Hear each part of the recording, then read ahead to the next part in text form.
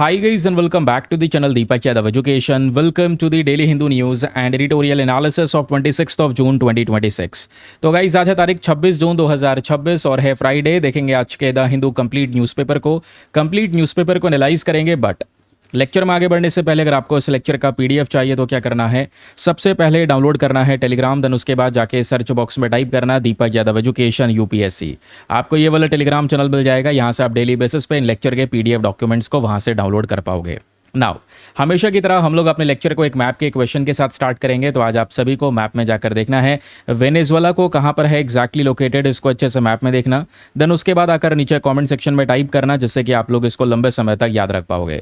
तो चलिए फिर शुभारंभ करते हैं और स्टार्ट करते हैं आज के सेशन को। देखो कल प्रीलिम्स बूस्टर वाला सेशन अपलोड नहीं हो पाया था मॉर्निंग में 5:30 बजे वाला, आज भी अपलोड नहीं हो पाया है। तो अपलोड नहीं हो पाया है तो इसका मतलब ये नहीं है कि उसको स्किप कर दिया है, हमने छोड़ दिया है। उसके लिए परेशान मत होना, छोड़ नहीं रहा हूँ, क्योंकि आजकल न्यूज़ भी बहुत ज़्यादा कम आ रही है। आज का न्यूज़पेपर भी लगभग मतलब आप कह सकते हैं ज़्यादातर यूजलेस है। 2 ही 3 टॉपिक्स हैं। नेत्र वाला वो काफ़ी ज़्यादा इंपॉर्टेंट है ना। फिर उसके बाद में तुंगभद्रा को लेकर जो ये डिस्प्यूट है वो बहुत इंपॉर्टेंट है। बाकी एआई रिवॉल्यूशन और यही सब चीज़ें बिल्कुल सेम है जो हम रेगुलर डिस्कस कर रहे हैं। तो एक ही टॉपिक पे पीएचडी मत करो, एक टॉपिक पे इतना सफिशिएंट डेटा अपने पास में होना चाहिए जितना एग्जामिनेशन में यूज़फुल रहेगा। नहीं तो फिर एक ही टॉपिक पे एडिटोरियल लिखने वाले, अब ये केवल न्यूज़पेपर यूपीएससी एस्पिरेंट के लिए पब्लिश नहीं हो रहा है, न्यूज़पेपर तो सबके लिए पब्लिश हो रहा है। एक आर्टिकल 100 बार पब्लिश हो रहा है, तो उसमें आपने ध्यान रखना है मल्टीपल बार यहाँ पर उन्हीं चीज़ों को, सेम चीज़ों को बार बार वही चीज़ें कवर कर लेना, ये आपका टाइम वेस्ट हो रहा है और कुछ नहीं। इससे अच्छा फोकस करो कुछ डिफरेंट सोर्सेज के ऊपर में, कुछ इंपॉर्टेंट आर्टिकल के ऊपर में। तो सेशन में आर्टिकल्स कम थे, इसलिए हम लोगों ने आज भी सेशन को कंबाइन कर लिया है। फिर जैसे आर्टिकल ज़्यादा होंगे तो कल मैं आपको वापस से 2 वीडियोज़ प्रोवाइड करवा दूंगा, प्रीलिम्स बूस्टर का और उसके बाद में ये वाला सेशन। ठीक है, तो उसके लिए परेशान मत होइएगा। मेन पर्पज़ यह है बेफालतू का टाइम वेस्ट नहीं होना चाहिए। ठीक है, अब 2 ही 3 आर्टिकल को लेकर मैं खींच दूं वीडियो 1.5 घंटे का, तो उसका कोई बेनिफिट नहीं है, ना ही मेरे लिए बेनिफिट है और ना ही आपके लिए, तो बिल्कुल भी नहीं। आप अपना टाइम वेस्ट करोगे और कुछ नहीं। ऑनेस्टी के साथ में जो इंपॉर्टेंट है उतना मिल जाए। एग्जामिनेशन में यहाँ से क्वेश्चन बन भी रहे हैं। लास्ट ईयर हमने 40-40 मिनट के वीडियो कवर किए, बहुत सारे क्वेश्चन को हमने डायरेक्टली अपने वीडियोज़ के माध्यम से हिट भी कर लिया। ठीक है, क्यों? क्योंकि इंपॉर्टेंट चीज़ों पर फोकस करना है, अननेसेसरी चीज़ें अवॉइड करनी है। गेम यही है कि क्या चीज़ नहीं पढ़नी है वो पता होना चाहिए। क्या पढ़ना है वो तो पता है, लेकिन क्या नहीं पढ़ना है वो भी पता है। पता होगा तो ज़्यादा बेटर रहेगा, आप उसको अवॉइड कर पाओगे। चलिए फिलहाल अभी आता है हमारा एक आर्टिकल ये वाला, जिसको स्किप कर दिया गया था आज से कुछ दिनों पहले, क्योंकि परसों ये इंडियन एक्सप्रेस के अंदर में पब्लिश हुआ। फिर उसके बाद में पीआईबी में इसके बारे में चर्चा हुई, तो इसके बारे में मैंने जब सर्च किया तो मुझे आर्टिकल मिल गया। मैं आपके सामने प्रेजेंट करता हूं। चाइना ने यूएसए को बीट कर दिया है in terms of world's fastest super computer. देखो होता क्या है, वर्ल्ड्स फास्टेस्ट सुपर कंप्यूटर की लिस्ट रिलीज होती है, टॉप 500 लिस्ट। तो टॉप 500 दुनिया के सबसे सुपर फास्ट कंप्यूटर्स, इसमें चाइना ने इस बार यूएसए को बीट कर दिया है, यूएसए से ऊपर आ गया है। हालांकि यूएसए की कुछ और कंपनीज ने इस बार अपने सुपर कंप्यूटर इसमें रजिस्टर नहीं करवाए थे। अगर वो रजिस्टर करवाते तो मोस्ट प्रोबेबली यूएसए तब भी टॉप पर रहता, तो वो भी एक चीज़ है।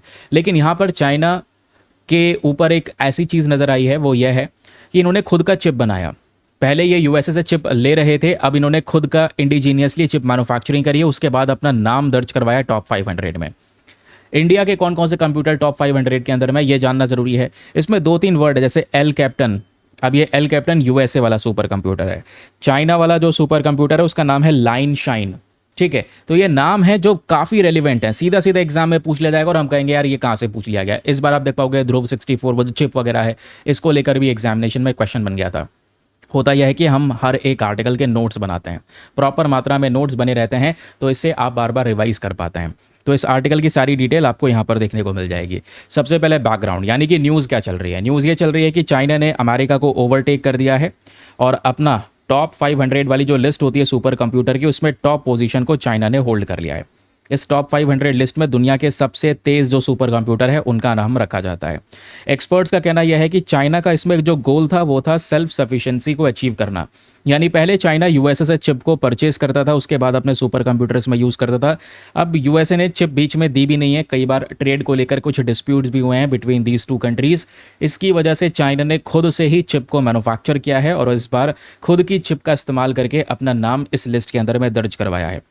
देन अब क्वेश्चन आता है दोस्तों यहाँ पर वर्ल्ड्स फास्टेस्ट सुपर कंप्यूटर के बारे में। तो वो चाइना का कौन सा कंप्यूटर है, नाम आपको पता होना चाहिए, एग्जाम में पूछ लेगा। लाइनशाइन सुपर कंप्यूटर। ये कहाँ पे लोकेटेड है? चाइना के शेंजेन नाम की जगह है, वहीं पर इसको करंट समय पर बनाया गया है। माना गया है अभी के समय पर दुनिया का सबसे तेज सुपर कंप्यूटर, जो मल्टीपल कैलकुलेशंस को या मैथमेटिकल की कॉम्प्लेक्स से कॉम्प्लेक्स कैलकुलेशंस को एकदम झटके में कर सकता है। अब इसको चाइना ने बनाया है अपनी डोमेस्टिकली डिज़ाइन चिप्स का इस्तेमाल करके, जैसे मैंने आपको बताया। तो पहली बार चाइना ने टॉप 500 के अंदर में नंबर 1 रैंकिंग को हासिल किया है पिछले 3 सालों के अंदर में, और वो भी खुद की चिप का इस्तेमाल करके। अब इसमें अमेरिका की पोजीशन क्या है, क्योंकि हम लोग आर्टिकल्स में यही देख रहे हैं कि चाइना ने यूएसए को बीट किया है इस पर्टिकुलर पर्सपेक्टिव में। तो इससे पहले अगर आप रैंकिंग्स देखोगे तो उसमें यूएसए टॉप किया करता था। यूएसए का सुपर कंप्यूटर जो है उसका नाम है एल कैपिटन, ये याद रखिएगा, एल कैपिटन। ठीक है, तो नाम है एल कैपिटन और दूसरा लाइनशाइन। ऐसे अजीब गरीब नाम मिले तो पता होना चाहिए ये सारे के सारे सुपर कंप्यूटर्स हैं। अब चाइना का ये वाला जो एल कैपिटन है, ये यूएसए के अंदर में लॉरेंस लिवरमोर नेशनल लेबोरेटरी में प्रेजेंट है, जहां पर ये यूएसए के न्यूक्लियर वेपन स्टॉक पाइल को सपोर्ट करने के लिए काम आ रहा है ये वाला सुपर कंप्यूटर। तो चाइना यूएसए एक दूसरे के साथ में बेहतरीन तरीके से कॉम्पीट कर रहे हैं एडवांस कंप्यूटिंग सेक्टर में, क्वांटम टेक्नोलॉजी के इंडस्ट्री में। अब प्रश्न यह है कि ये जो रैंकिंग है ये पूरी एआई लीडरशिप को नहीं दर्शाती। अगर आप यहाँ पर इस आधार पे यूएसए को कमज़ोर समझ रहे हैं तो हम लोग यहाँ पर गलत हैं। रीज़न यहाँ पर यह है कि यूएसए की बहुत सारी कंपनीज ऐसी हैं जिन्होंने इस सुपर कंप्यूटर में अपना सुपर कंप्यूटर रजिस्टर ही नहीं किया था। अगर वो करते तो यहाँ पर मोस्ट प्रोबेबली उनके सुपर कंप्यूटर सबसे ज़्यादा हाईएस्ट रैंकिंग पर होते। अब प्रश्न यह है, एक कंप्यूटर को सुपर कंप्यूटर का दर्जा कैसे दिया जा रहा है, इसके पीछे का प्रोसीजर क्या है? तो दोस्तों एक सुपर कंप्यूटर को एक टेस्ट के थ्रू पास करवाया जाता है, और अगर वो जो टेस्ट है, टेस्ट मतलब हाई परफॉर्मेंस लिनपैक का टेस्ट, उसका परफॉर्मेंस कितना बेहतर है, वो सुपर कंप्यूटर कितना जल्दी कितना तेजी से बड़ी मैथमेटिकल कैलकुलेशन को सॉल्व कर पा रहा है। तो इस आधार पे यहाँ पे जो सबसे तेज कर जाएगा, सबसे कॉम्प्लेक्स कैलकुलेशंस को बढ़िया तरीके से सॉल्व करेगा, उसको सुपर कंप्यूटर का दर्जा दिया जाएगा। आई होप आपको एक क्लैरिटी मिल चुकी है। लेकिन अभी क्या हो रहा है, धीरे धीरे करके क्लाउड कंप्यूटिंग का भी जो यहाँ पर एनवायरमेंट है वो लगातार बन चुका है। तो आज बहुत सारी टेक्नोलॉजिकल कंपनीज हैं जो यूएसए की हैं, माइक्रोसॉफ्ट, अमेजन, गूगल, इन्होंने बहुत बड़े बड़े लेवल के AI focus cloud computer super computer बना रखा है। लेकिन मैंने आपको बताया इन कंपनीज ने अपना जो सिस्टम है उसको इस रैंकिंग के अंदर में इस बार सबमिट नहीं किया था। इसलिए बोला जा रहा है कहीं ना कहीं यहाँ पर ये जो कंपनीज हैं, अमेजन, माइक्रोसॉफ्ट, गूगल, इनके सुपर कंप्यूटर्स और भी ज़्यादा एडवांस्ड हैं और भी ज़्यादा हैवी हैं। इवन कई बार यहाँ पर बोला जा रहा है कि ये चाइना या कह सकते हैं यूएसए का जो एल कैपिटन नाम का सुपर कंप्यूटर था, इससे भी ज़्यादा पावरफुल है। तो इस आधार पे हमें ये नहीं कहना चाहिए कि भाई कि चाइना के पास ही सबसे ज़्यादा तगड़ा सुपर कंप्यूटर है। अभी बहुत सारे सुपर कंप्यूटर्स ऐसे हैं जिसको रजिस्टर ही नहीं किया गया यूएसए की साइड से। हालांकि यहाँ पर चाइना की एक सक्सेस को दिखाया जा रहा है कि इन्होंने खुद की चिप बना ली है और खुद की डोमेस्टिक चिप के माध्यम से यहाँ पर इस पर्टिकुलर लिस्ट में इस रैंकिंग को यहाँ पर ये होस्ट कर पाएँ। आई होप आपको ये क्लैरिटी मिली है। लाइनशाइन, एल कैपिटन, ये दो नाम आपने रट लेने हैं अच्छे से कि एग्जाम में यहाँ से प्रश्न बन सकता है। अब उसके बाद ये सुपर कंप्यूटर की लिस्ट ऐसी आती रहती है। इंडिया ने भी यहाँ पर अपना नाम, हमारा भी टॉप 500 में आया, इसलिए हमने नेशनल सुपर कंप्यूटर मिशन को लॉन्च किया, जिसमें हमारा टारगेट था कि हम भी यहाँ पर इस प्रकार के सुपर कंप्यूटर्स को बनाएं। 2015 में मिशन लॉन्च होता है, 7 साल का यहाँ पर ये पर्टिकुलर टारगेट था। 4,500 करोड़ रुपए यहाँ पर हम लोगों ने इसके अंदर में खर्च किए ताकि इस भारत की सुपर कंप्यूटिंग पावर भी हम लोग इंक्रीज कर सकें। तो इस बार रैंकिंग में क्या हाल रहा है, तो इस टॉप 500 लिस्ट के अंदर में भारत के कौन कौन से सुपर कंप्यूटर हैं? हमारा शक्ति क्लाउड है, लेकिन ये 32वें नंबर पर है इन टॉप 500 में से। एरावत PSAI ये 188 नंबर पर है। परम रुद्र GPU क्लस्टर ये 246 पर है। परम रुद्र CPU क्लस्टर ये 319 नंबर पर है। ठीक है, इसका प्रत्युष भी है 338 पर। तो ये इंडिया के भी कुछ सुपर कंप्यूटर्स हैं, बट ये बहुत ही ज़्यादा डाउन रैंकिंग पर आ रहे हैं, यानी कि इनकी जो पावर है, जो कैपेबिलिटीज़ हैं, वो अभी एडवांस्ड सुपर कंप्यूटर्स के कंपैरिजन में थोड़ी सी कम है। चाइना का अचीवमेंट क्या है वो हम लोगों ने डिस्कस किया। अब कभी भी आपने रिवाइज़ करना है तो आप रिवाइज़ कर सकते हैं फ्रॉम दीज रिविजन पॉइंटर, बहुत ईजिली रिवाइज़ कर पाएंगे। केवल हमने आर्टिकल ही नहीं पढ़ा, आर्टिकल भी देखा, नोट्स भी बना लिए, रिविजन भी कर रहे हैं और लास्ट में प्रैक्टिस क्वेश्चन भी करेंगे। तो ये सब कुछ एक ही PDF में मिल जाता है। ये रहे आपके सामने रिवीजन पॉइंटर, चाइना का लाइनशाइन क्या है और ये पूरा का पूरा मामला हम लोगों ने एग्जैक्टली यहाँ पर मेंशन कर दिया है। चलिए अगले न्यूज़ आर्टिकल पर आते हैं, वेरी वेरी इंटरेस्टिंग, और इस आर्टिकल से ही रिलेटेड आज का एडिटोरियल है शिप बिल्डिंग को लेकर। ठीक है, तो उसको भी थोड़ा सा यहाँ पे हम इस कॉन्टेक्स्ट को समझेंगे इस आर्टिकल के अंदर में शामिल करके, लेकिन ये ज़्यादा इंपॉर्टेंट है क्योंकि ये डायरेक्टली पीआईबी में भी पब्लिश हुआ है और इंडियन एक्सप्रेस में भी पब्लिश हुआ है। पीआईबी के अंदर बात हो रही है, ministry of port shipping and waterways की साइट से डिटेल रिलीज हुई है कि इंडिया जो है दुनिया का टॉप शिप रिसाइकलिंग नेशन बन चुका है इन 2025। 2025 में हम दुनिया की टॉप शिप रिसाइकलिंग कंट्री बन चुके हैं, जहां पे सबसे ज़्यादा जहाज़ों को रिसाइकिल किया जा रहा है। अब नेक्स्ट ईयर देखो हांगकांग कन्वेंशन को लेकर यूपीएससी क्वेश्चन पूछ सकता है, क्योंकि ये मुझे इंपॉर्टेंट लग रहा है, लगातार ये न्यूज़ बना हुआ है। क्या है हांगकांग कन्वेंशन, सब समझाऊंगा, इस आर्टिकल को बहुत विस्तार से समझेंगे। लेकिन इस आर्टिकल पर फर्दर बढ़ने से पहले एक इंपॉर्टेंट इन्फॉर्मेशन, अगर आप लोग हमारे पेड ग्रुप्स को ज्वाइन करना चाहते हैं, आपके पास में बढ़िया मौका है इसको ज्वाइन करने के लिए। यहाँ पर आपको डेली बेसिस पे करंट नोट्स के पीडीएफ्स वगैरह प्रोवाइड करवाए जाते हैं। फॉर एग्जाम्पल मैं इन्हीं पीडीएफ्स की बात कर रहा हूँ जो आप अपने सामने देख पा रहे होंगे। ये सारे के सारे पीडीएफ्स हिंदी और इंग्लिश दोनों भाषाओं में प्रोवाइड करवाए जाते हैं हमारे पेड ग्रुप के अंदर में। पेड ग्रुप को ज्वाइन करने का एक बहुत ही छोटा सा फी पेमेंट है, just 499 for the life time access. जब तक आपका सिलेक्शन ना हो जाए तब तक आप 499 में इस ग्रुप को ज्वाइन करके रख सकते हैं। ज्वाइन करने के लिए करना क्या है, व्हाट्सएप पर जाइएगा, नंबर दिया गया है 8534873368। इस नंबर पर मैसेज कर देना कि I want to join this group. आपको रिप्लाई मिलेगा, पेमेंट का प्रोसेस दिया जाएगा, डेमो वीडियो का लिंक मिलेगा, उसको देख सकते हैं, चेक कर सकते हैं और अपना आपको कंप्लीटली सेटिस्फाई करने के बाद में जाकर अपना ये इन्वेस्टमेंट आप सभी लोग कर सकते हैं। ठीक है, और ग्रुप में जब आप ऐड हो जाओगे ना तो आपको पुराना सभी कंटेंट भी मिलेगा, सारे पुराने पीडीएफ्स भी आपके हाथ में होंगे, तो अमाउंट हाथों हाथ रिकवर हो जाएगा। दोनों मीडियम के एस्पिरेंट्स के लिए एक ग्रुप है, पुराने पीडीएफ्स, नए पीडीएफ्स एंड फ्यूचर के सभी पीडीएफ्स, सब कुछ यहाँ पर एक ही जगह पर अवेलेबल करवाया जाएगा। ठीक है, तो अभी हम आर्टिकल में डिस्कस कर रहे थे भाई, भारत दुनिया का टॉप शिप रिसाइकलिंग नेशन बन चुका है 2025 में। ये हम नहीं कह रहे हैं, ये इंटरनेशनल UNCTAD की रिपोर्ट आई है। इसको बोलते हैं United nation conference on trade and development. इन्होंने अभी रिपोर्ट को पब्लिश किया है मई 2026 में, जिसके आधार पर ये सारी डिटेल्स हमारे सामने प्रेजेंट की है।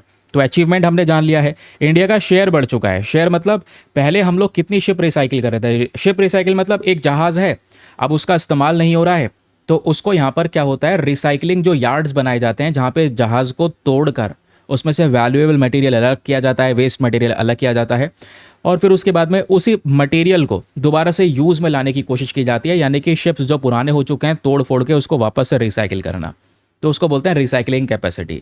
तो इंडिया की ये कैपेसिटी बढ़ चुकी है। For example global ship recycling में 2024 में इंडिया के पास में 30.1% के हिसाब से कैपेसिटी हुआ करती थी, ये 2025 में 35.4% हो गई है। इसी के साथ में पूरे दुनिया का नंबर 1 कंट्री यहाँ पर इंडिया बन चुका है in terms of ship recycling. अपने आप में एक इंपॉर्टेंट ग्रोथ है। आप देखोगे इंडिया ने लगभग 2.99 मिलियन टन्स ग्रॉस टन्स के हिसाब से जो शिप्स हैं उनको रिसाइकिल किया है 2025 में, और हमारा टारगेट ये बहुत बड़ा है। हम चाहते हैं कि इसको और ज़्यादा रिसाइकिल करना, फिलहाल ये टारगेट हम अचीव कर चुके हैं। इंडिया ने जो अपना 2030 तक का एक विजन रखा था, मैरीटाइम इंडिया विजन, उस टारगेट को हमने ऑलरेडी अचीव कर लिया है 5 साल पहले ही, कि हम इस लेवल पर जा चुके हैं कि 2025 में हमने 2.99 मिलियन ग्रॉस टन्स के हिसाब से शिप्स को रिसाइकिल कराए, जहाज़ों को रिसाइकिल कराए। और ये सब कुछ हो पा रहा है एक एक्ट के माध्यम से। साल 2019 में एक लॉ लेकर आया जाता है गवर्नमेंट ऑफ इंडिया के माध्यम से, जिसको बोलते हैं रिसाइकलिंग ऑफ शिप्स एक्ट 2019। इस लॉ का मेन पर्पस था कि इंडिया के जितने भी शिप रिसाइकलिंग इंडस्ट्री है जहां पर जहाज़ों को रिसाइकिल किया जा रहा है, इसको हांगकांग इंटरनेशनल कन्वेंशन को फॉलो करते हुए रिसाइकिल करें। देखो एक कन्वेंशन है हांगकांग कन्वेंशन, इसको इंटरनेशनल कन्वेंशन या इंटरनेशनल अग्रीमेंट आप कह सकते हैं। इस एग्रीमेंट में कंट्रीज़ ने मिलकर डिसाइड किया था कि कोई भी जहाज़ पुराना हो चुका है उसको डिसमेंटल करना है, तोड़ना है, रिसाइकिल करना है, तो उसका प्रभाव एनवायरनमेंट में बिल्कुल भी नहीं होना चाहिए। यानी कि आप शिप को रिसाइकिल करो, बहुत बढ़िया, लेकिन कभी भी उसका ऐसा एनवायरनमेंट के ऊपर में नेगेटिव इम्पैक्ट ना पड़े, इस चीज़ का ध्यान रखना। ये बात इस कन्वेंशन में रखी गई थी। तो कुछ कंट्रीज़ ने इस कन्वेंशन को साइन किया, रेटिफाई किया, तो वो इस बात को मानते हैं। क्या इंडिया ने रेटिफाई किया? बिल्कुल भाई, इस बात को लिख लेना, अपने नोट्स में ऐड कर लेना। 2019 में इंडिया ने भी हांगकांग कन्वेंशन को रेटिफाई कर लिया था। आपके इस पीआईबी के अंदर में डिटेल्स मेंशन है, देखो हांगकांग कन्वेंशन के बारे में यहाँ पर मेंशन कर रखा है। ठीक है, अब होता क्या है कि गवर्नमेंट कह रही है हम शिप रिसाइकलिंग के लिए बेनिफिट्स प्रोवाइड करवा रहे हैं, कुछ फाइनेंशियल सपोर्ट देते हैं। सरकार ने ऑलरेडी 53.5 करोड़ रुपीस प्रोवाइड करवाएं for the modernisation of ship recycling yards. ऐसे यार्ड्स बनाए जाते हैं जगह जगह पर जहां पर शिप्स को रिसाइकिल किया जाता है। ऐसे थोड़ी कहीं पर भी तोड़ने फोड़ने लगेंगे, रिसाइकिल करने की एक प्रॉपर जगह यहाँ पर बनाई जाती है। ऐसे यार्ड्स बनाए जाते हैं, याद रखिएगा। तो इंडिया की कैपेसिटी भी बढ़ चुकी है, आज हम लोग ज़्यादा कर भी रहे हैं, और 2030 का जो टारगेट हम लोगों ने रखा था उसको हम ऑलरेडी अचीव कर चुके हैं। फिर अब यहाँ पर यह है बहुत इंटरेस्टिंग चीज़, जहाँ पे शिप को रिसाइकिल किया जाता है, ये एक स्कीम भी यहाँ पे लागू होती है, नाम है ship breaking credit note scheme. इसमें ministry of port shipping and waterway की साइड से इस स्कीम को लेकर आया गया है। इस स्कीम में बोला गया है कि मान लो कोई जहाज़ है जो पुराना हो चुका है, अब वो डिसमेंटल के लिए यानी कि उसको तोड़ने फोड़ने के लिए यार्ड में भेजा जा रहा है, तो उसके बदले में जिसका वो जहाज़ था, जो ओनर था, उसको 40% उसकी स्क्रैप वैल्यू का मिलेगा। यानी कि जब वो कबाड़ बन जाएगा, जहाज़ को पूरी तरह से खोल दिया जाएगा, डिसमेंटल कर दिया जाएगा, तो उसकी जो वैल्यू है उसका 40% यहाँ पर उसको दिया जाएगा, और उस 40% का यहाँ पर वो इस्तेमाल कर सकता है नए जहाज़ को खरीदने के लिए।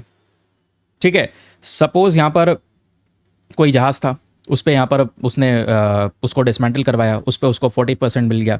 अब वो नया जहाज़ खरीदने गया, वो थोड़ा सा महंगा है, तो जो उसको 40% उसकी स्क्रैप वैल्यू का मिला था ना, उसमें से जो नया जहाज़ वो खरीद रहा है, कॉस्ट जो नई शिप की है, उसमें 5% तक का जो पैसा है वो इसी स्क्रैप वैल्यू वाला यूज़ कर सकता है।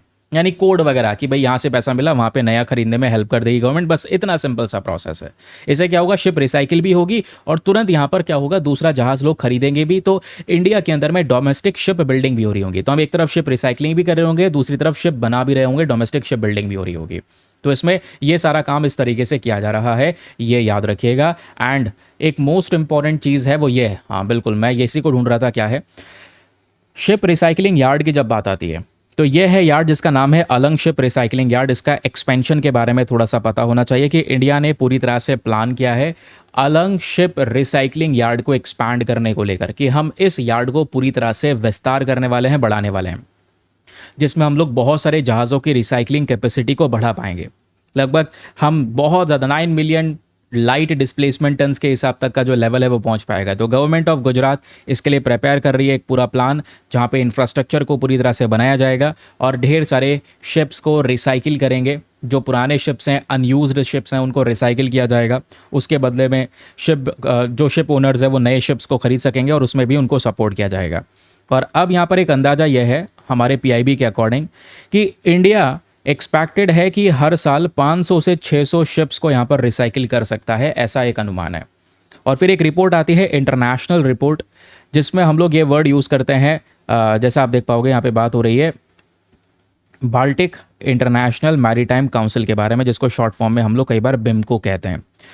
तो इनके अकॉर्डिंग बोला गया है 16,000 जो शिप्स हैं ये एक्सपेक्टेड हैं दुनिया भर में रिसाइकिल हो रहे हैं, मतलब रिसाइकिल होंगे आने वाले 10 सालों के अंदर में, जिसमें से एक बहुत बड़ा मार्केट शेयर इंडिया के पास में होगा। इंडिया का नाम होगा कि भाई जहाज़ को रिसाइकिल करने में इंडिया के पास में एक कैपेबिलिटी है, एक क्षमता है, हम उसमें एक लीडरशिप को शो कर सकते हैं। और जो सर्कुलर इकॉनमी को भी प्रमोट करता है कि भाई एक तरफ शिप्स को पूरी तरह से डिसमेंटल करना, तोड़ना, वो भी सही तरीके से, जिससे कि कोई नुकसान नहीं होगा एनवायरनमेंट में, वो कैपेसिटी हमारे पास में है।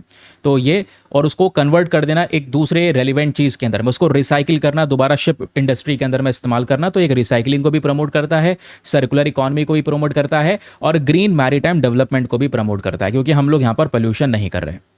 ठीक है, आप कुछ भी रिवाइज करना है तो आप रिवाइज कर सकते हैं फ्रॉम दीज रिवीजन पॉइंटर, सारी की सारी डिटेल है। पूछ ले यूएनसीटीएडी के रिकॉर्डिंग, बताओ दुनिया का नंबर 1 शिप रिसाइकलिंग नेशन, तो वो है हमारा भारत। चलिए अगला न्यूज़ आर्टिकल, ये कल वाले न्यूज़पेपर में पब्लिश हुआ था, साइंस एंड टेक के पेज पर छूट गया था, बट कोई बात नहीं, आपको पता है कोई आर्टिकल छूटेगा नहीं, अगल मतलब कल कवर हुआ है और इम्पॉर्टेंट है, निकल गया है तो वो आपको मिल जाएगा आने वाले दिन में, एक आध दिन में, लेकिन मिलेगा ज़रूर।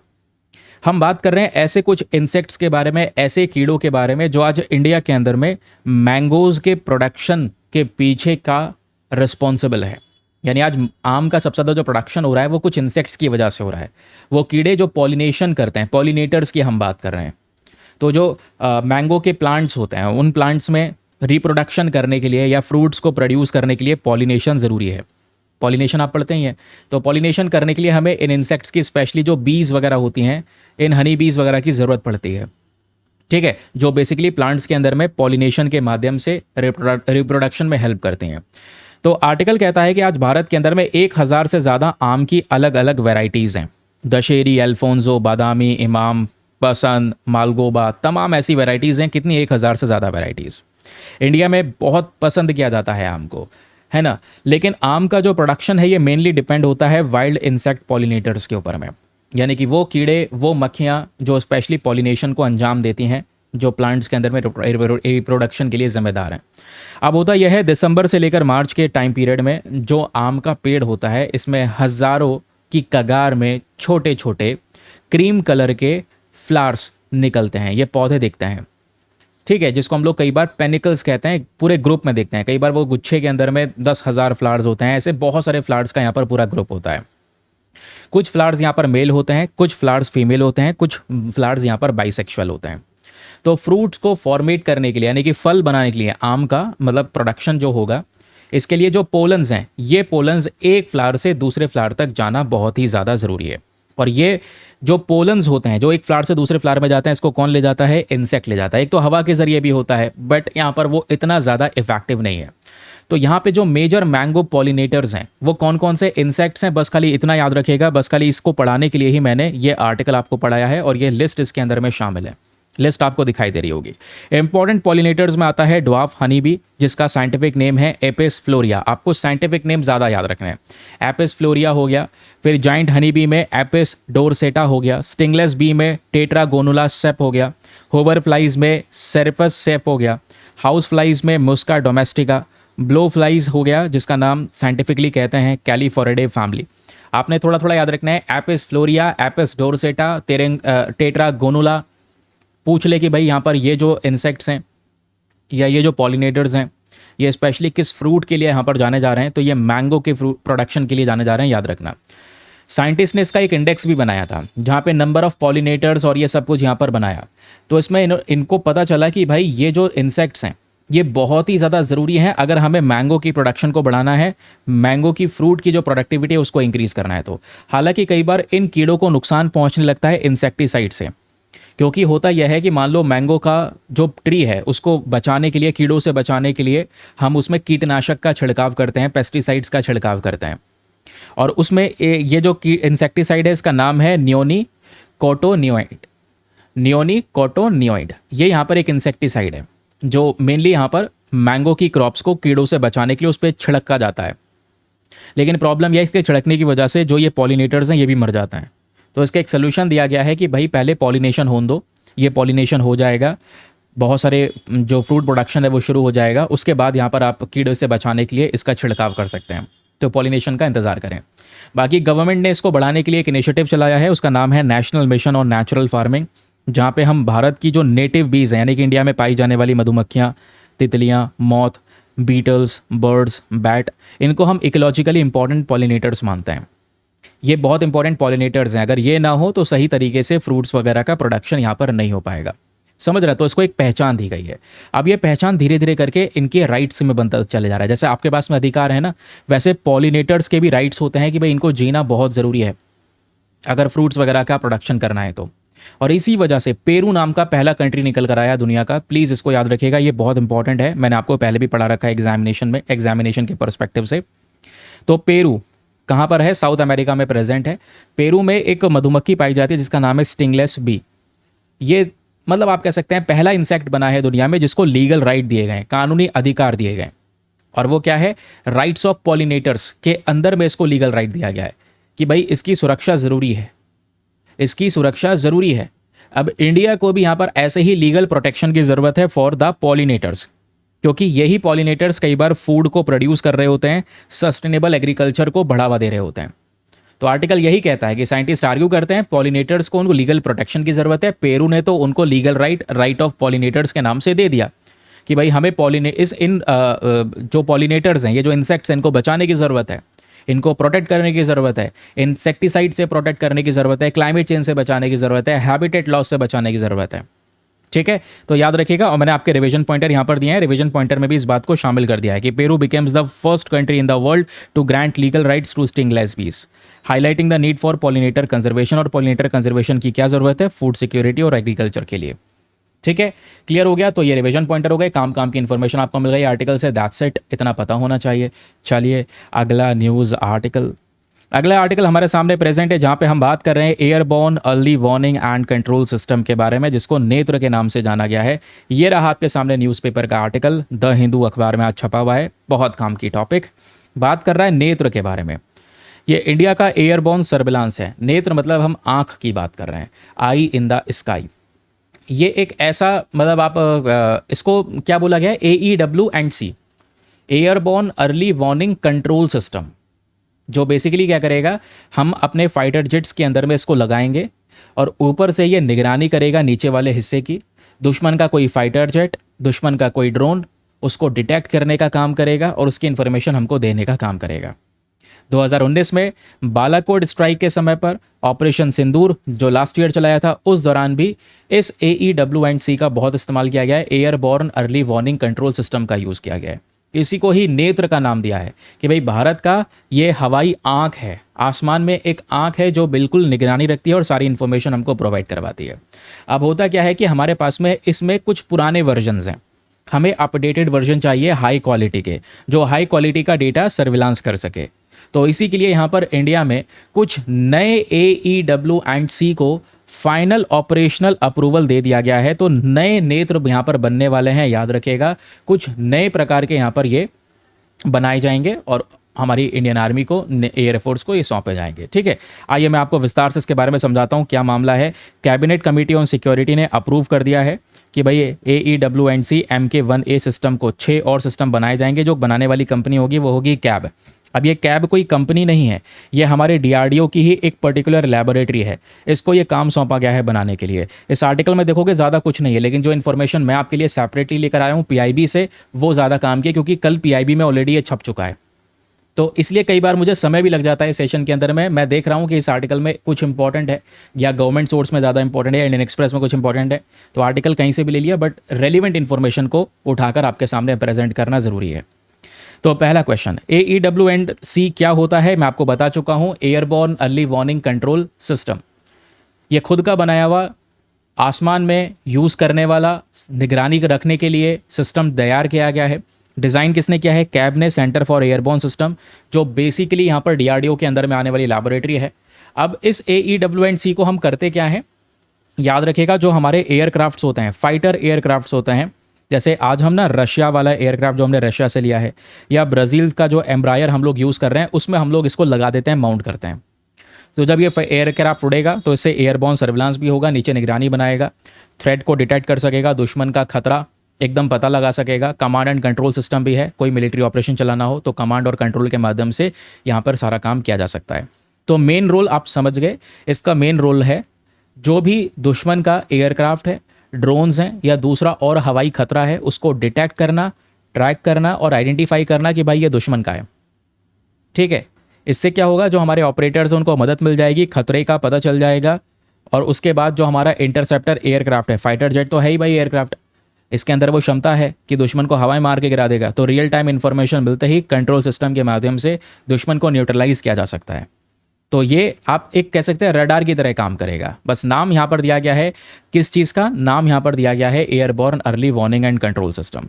ठीक है, क्लियर हो गया। तो ये सिस्टम बहुत इंपॉर्टेंट है, फ्लाइंग कमांड सेंटर की तरह काम करता है, बहुत सारी इन्फॉर्मेशन इकट्ठी करता है, एक कंप्लीट पिक्चर बना देता है पूरी बैटल फील्ड की। ठीक है, नीचे के हिस्से की सारा डेटा इकट्ठा कर देता है और एयरक्राफ्ट को गाइडेंस देता है कि भाई किस तरीके से आपने थ्रेट को ख़त्म करना है। अब इसमें ना अलग अलग वर्जन आ रहे हैं। फॉर एग्जाम्पल नेत्र MK1A, ये एक एडवांस वर्जन है। इससे पहले नेत्र AEW&C हम लोग यूज़ करते थे, इसका एडवांस वर्जन MK1A तैयार किया जा रहा है। जैसे मैंने आर्टिकल में आपको पढ़ाया अभी कि छः और बनाने वाले हैं MK1A, जो जल्दी जल्दी बनाया जाएगा, जिसको अप्रूवल मिल चुका है। अब यहाँ पर देखोगे MK1A जो है, ये ब्राज़ील का जो एयरक्राफ्ट है, एम्ब्रायर एयरक्राफ्ट, उसमें यूज़ किया जा रहा है, या फिर हमारा कुछ और है। फॉर एग्जांपल हमने ना ये खुद से बनाया हुआ है, ये रडार सिस्टम जो काम कर रहा है, ये हमने हमारा खुद का है AEW&C। इससे पहले हमने इजराइल से भी परचेज़ कर रखा है। ठीक है, इजराइल से जो परचेज़ कर रखा है उसको हम लोग रशिया वाले एयरक्राफ्ट में लगाकर यूज़ करते हैं, ये याद रखिएगा।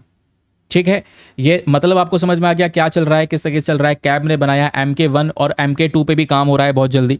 जो आने वाले समय पर MK2 नाम का AEW&C हम लोग बनाएंगे, इसको एयरबस A321 वाले एयरक्राफ्ट के अंदर में लगाया जाएगा। इससे बिल्कुल 300 डिग्री एयर स्पेस कवरेज मिलने वाला है और बहुत डिटेल से सारी इन्फॉर्मेशन नीचे की ये प्रोवाइड करवाएगा। फिर जैसे आज हम लोग यूज़ कर रहे हैं फाल्कन AWACS, ये falcon airborne warning and control system है, याद रखना। ये इजराइल का रडार सिस्टम है जिसको हम लोगों ने परचेज़ कर रखा है। इंडियन एयरफोर्स आज इस फाल्कन का इस्तेमाल करती है।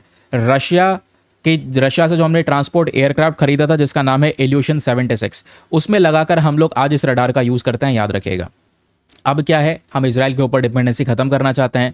हम खुद का अपना ये AEW&C सिस्टम बनाना चाहते हैं, MK1 MK2 बनाना चाहते हैं और अपने इन फाइटर जेट्स के ऊपर में लगाएंगे। जिससे क्या होगा, एक तो डिपेंडेंसी सेल्फ सफिशिएंट हम लोग हो जाएंगे और उसके बाद ये खुद का सिस्टम होगा जो बहुत ज़्यादा, जिसमें कभी भी अपडेशन की ज़रूरत होगी तो हम उसको अपग्रेड वगैरह कर सकते हैं।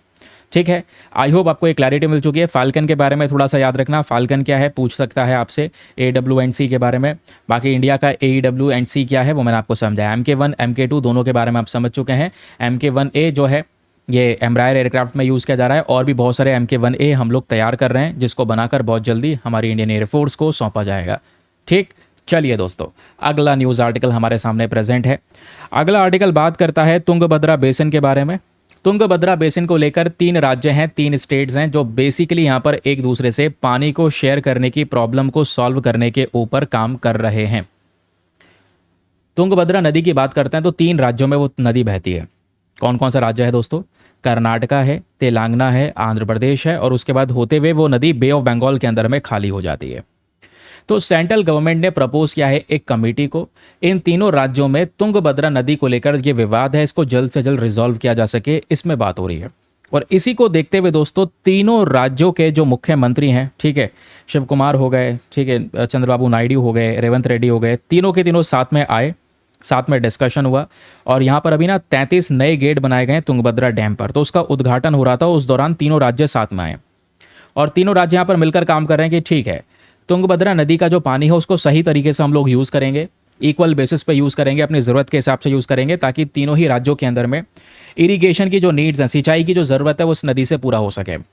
क्योंकि बवाल यही चलता था, भाई नदी यहाँ पर ऊपर से बहती हुई आ रही है, ऊपर किसी ने डैम बना लिया तो नीचे वाला राज्य कहता है ऊपर डैम बना के पानी रोक लिया, हम तक पानी नहीं पहुँच पा रहा। यही डिस्प्यूट यहाँ पर चलता रहता है। तो अभी 33 नए स्पिलवे गेट्स यहाँ पर बनाए गए हैं, याद रखिएगा।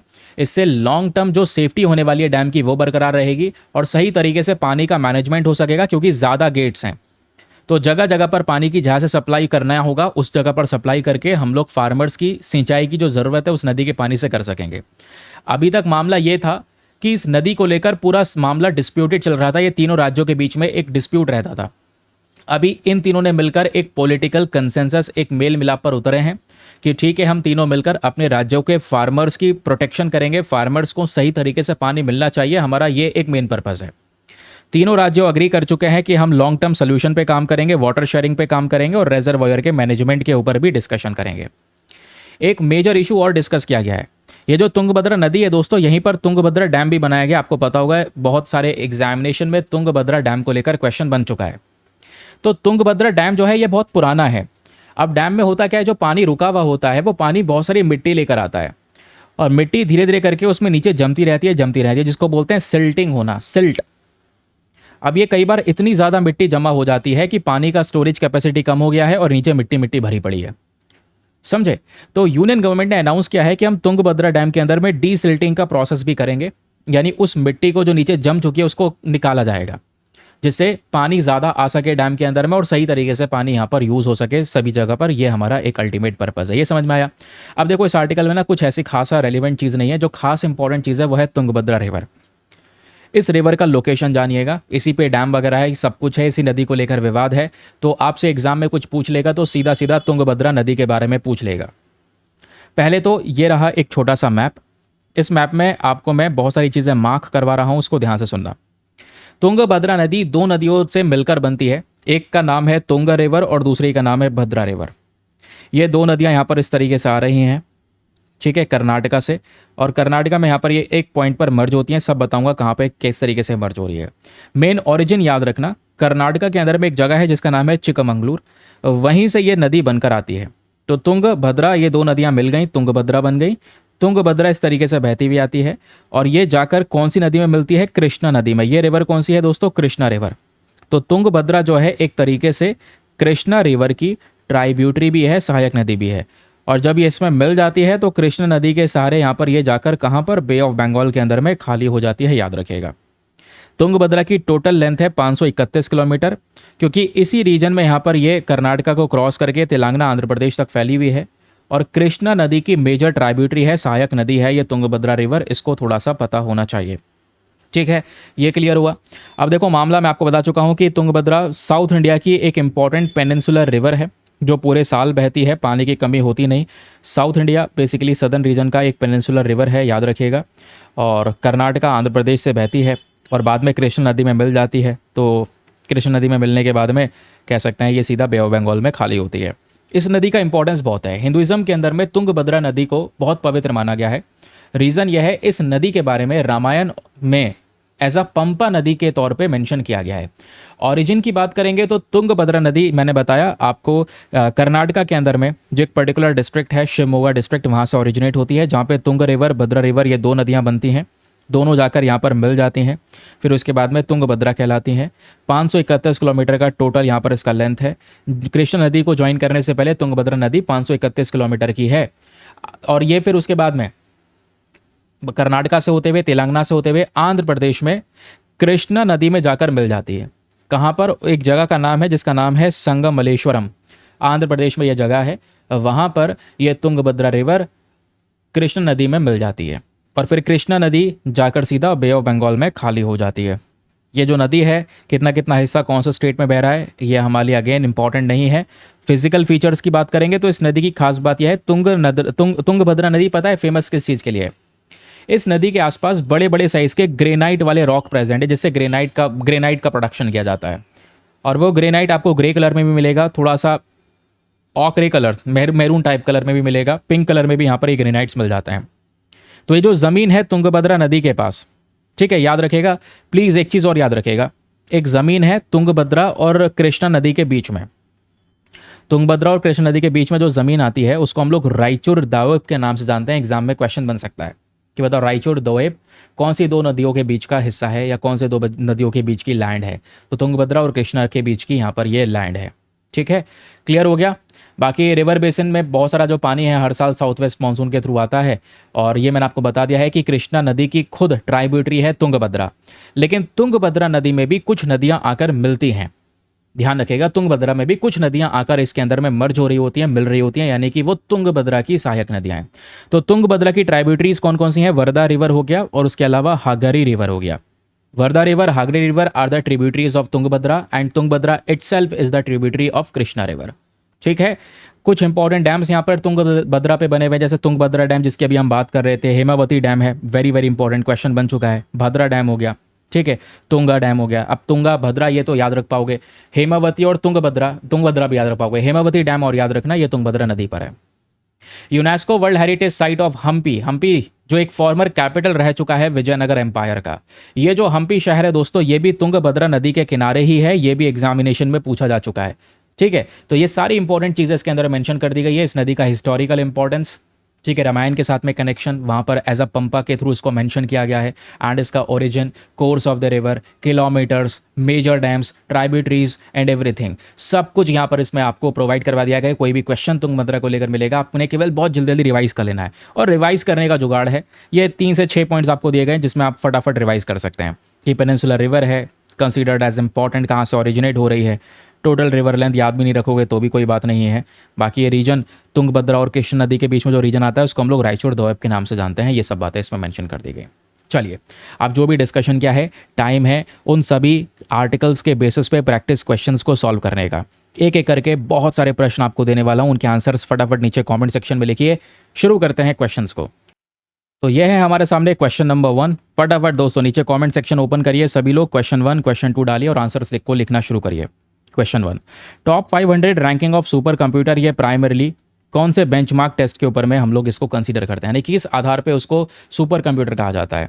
स्पेक सीपीयू बेंचमार्क के तौर पे, हाई परफॉर्मेंस लिंकबैक बेंचमार्क के तौर पर, टीपीसी बेंचमार्क या फिर एमएल परफ बेंचमार्क के तौर पे, किस आधार पे हम उसको सुपर कंप्यूटर कहते हैं। नेक्स्ट क्वेश्चन आपके सामने प्रेजेंट है जो बात करता है कंसीडर द फॉलोइंग स्टेटमेंट्स। आपको यहाँ पर 3 स्टेटमेंट दिए गए हैं, बताना है कौन सा स्टेटमेंट सही है। पहला, लाइन शाइन ये लोकेटेड है नेशनल सुपर कंप्यूटिंग सेंटर के तौर पर, कहाँ पर? शेंजेन में।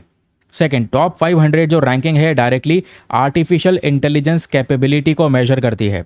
थर्ड स्टेटमेंट, बहुत सारे एआई क्लाउड सुपर कंप्यूटर्स हैं अलग अलग कंपनीज के, माइक्रोसॉफ्ट, अमेजन, गूगल के, जिन्होंने अभी अपना कंप्यूटर लिस्ट ही नहीं किया टॉप 500 के अंदर में। तो बताएं कौन सा स्टेटमेंट सही है? 1 and 3 only, 2 and 3 only, C 1 and 2 only, या फिर डी तीनों के तीनों स्टेटमेंट सही है। Next question, consider the statements regarding India's ship recycling sector. Bharat के अंदर में जहाज को रिसाइकिल करने के लिए दो स्टेटमेंट्स हैं, बताना है कौन सा सही है। पहला, इंडिया दुनिया का सबसे बड़ा शिप रिसाइकलिंग नेशन बन चुका है इन 2025 अकॉर्डिंग टू UNCTAD। इंडिया ने हांगकांग इंटरनेशनल कन्वेंशन को रेटिफाई कर लिया था 2019 में। तो बताएं कौन सा स्टेटमेंट सही है। Option number A 1 only, B2 only, C दोनों सही है, या फिर डी दोनों के दोनों गलत है। Next question, which of the following insects are the important pollinators of mango in India. इनमें से वो कौन कौन से इंसेक्ट्स हैं जो बेसिकली मैंगो के लिए सबसे इंपॉर्टेंट पॉलिनेटर्स हैं, मैंगो के प्रोडक्शन के लिए जाने जाते हैं। एपिस फ्लोरिया, टेट्रागोनुला, सिर्फेसिस्पे या मुस्का डोमेस्टिका। बताएं कौन सा आंसर सही है। Option number A 1 and 2 only, B2 3 and 4 only, C चारों के चारों सही हैं, या फिर D 1 and 4 only. Next question, अगला प्रश्न बात करता है which of the following is correctly match. इनमें से कौन सा स्टेटमेंट है जो करेक्टली मैच हुआ है। फैल्कन AWACS, क्या ये इजराइल का एयरबॉर्न वार्निंग कंट्रोल सिस्टम है जिसको रशिया के इल्यूनिश 76 एयरक्राफ्ट पे माउंट किया गया है। नेत्रा MK2, क्या इसको बोइंग P-81 एयरक्राफ्ट में लगाया गया है। कैब्स, क्या ये कैब्स इसरो की लैबोरेटरी है। फैल्कन AWCS, क्या ये 240 डिग्री रडार कवरेज के साथ में आता है। तो बताएं कौन सा स्टेटमेंट करेक्टली मैच है। Next question, consider the following statements regarding Tungabhadra river. Tungabhadra river को लेकर यहाँ पर कितने स्टेटमेंट हैं। 3 स्टेटमेंट, बताना है कौन सा स्टेटमेंट सही है। पहला, तुंगभद्रा नदी एक लार्जेस्ट ट्राइब्यूटरी है कृष्णा रिवर के। सेकंड, तुंगभद्रा ओरिजिनेट होती है कहाँ पर, कुडली नाम की जगह में, from the confluence of Tunga and Bhadra, यानी तुंगभद्रा मिलकर ये तुंगभद्रा बनाते हैं। थर्ड स्टेटमेंट कहता है कि भाई तुंगभद्रा फाइनली अरेबियन सी के अंदर में जाकर ये खाली हो जाती है। तो बताएं कौन सा स्टेटमेंट सही है। 1 and 2 only, 2 and 3 only, 1 and 3 only, या फिर डी तीनों के तीनों स्टेटमेंट्स यहाँ पर करेक्ट हैं। Next question, which of one of the following is correctly match. इनमें से कौन सा स्टेटमेंट है जो करेक्टली मैच है। चंबल दाव, चंबल दाव क्या वो ज़मीन है जो गोदावरी कृष्णा नदी के बीच में आती है। बिस्ट दाव, क्या ये वो ज़मीन है जो नर्मदा और तापी नदी के बीच में आती है। रायचूर दाव, क्या ये वो ज़मीन है जो तुंगभद्रा और कृष्णा रिवर के बीच में आती है। बारी दाव, क्या ये वो ज़मीन है जो महानदी और ब्रह्मपुत्र रिवर के बीच में आती है। तो बताएं कौन सा स्टेटमेंट एग्जैक्टली सही है, क्योंकि आपने अभी के लिए तुरंत कंटेंट पढ़ा हुआ है, उसके आधार पर तुरंत क्वेश्चन सॉल्व कर रहे हैं, तो आपको लगेगा बहुत आसान है। इसमें क्या है, पढ़ा नहीं होता या बहुत टाइम हो गया होता तब यहाँ पर दिमाग थोड़ा सा घूम रहा होता कि भाई ये कैसा सा प्रश्न है। ठीक है, तो उसी तरीके के यहाँ पर ये प्रश्न हम लोगों ने यहाँ पर मेंटेन कर लिए हैं। आई होप आपको क्लैरिटी मिली है, बहुत कुछ जानने को मिला है सेशन में। जितने भी लोग फर्स्ट टाइम चैनल पर जुड़े हैं जरूर से चैनल को सब्सक्राइब कर लें, वीडियो पे लाइक का बटन है उसको जरूर से प्रेस कर लें। तो ये था दोस्तों यहाँ पर आज का डिस्कशन, पेड ग्रुप को ज्वाइन करने की इन्फॉर्मेशन। आज के लिए bye bye, have a nice day, thank you and Jai Hind.